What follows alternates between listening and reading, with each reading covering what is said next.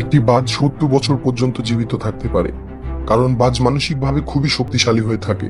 ৪০ বছর পর প্রত্যেকটি বাজকে একটি কঠিন সিদ্ধান্ত নিতে হয়, কারণ ৪০ বছর পর তার নখ এবং ঠোঁট দুর্বল হয়ে পড়ে, যার ফলে সে শিকারের অনুপযোগী হয়ে যায়।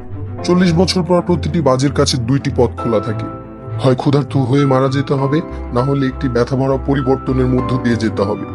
পরিবর্তনটা হলো বাজকে একটি পাহাড়ের উপর যেতে হয় এবং তার ঠোঁটকে ততক্ষণ পর্যন্ত আঘাত করতে হয় যতক্ষণ পর্যন্ত সেটা ভেঙে না যায়। পুরনো ঠোঁট ভেঙে যাওয়ার পর নতুন ঠোঁট গজায়, তারপর সেই নতুন ঠোঁট দিয়ে আগের নখ ভেঙে ফেলে এবং সমস্ত পালক উঠিয়ে ফেলে। এই ব্যথা ভরা পরিবর্তন দিয়ে যেতে কমপক্ষে ৫ মাস সময় লাগে, কিন্তু এই ৫ মাস পর তার একটি নতুন জীবন শুরু হয়। সুতরাং জীবনে তো কঠিন সময় আসবেই, সেজন্য হাল ছেড়ে দিলে হবে না। মানসিকভাবে শক্ত হতে হবে এবং কঠিন সময়ে মোকাবেলা করতে হবে।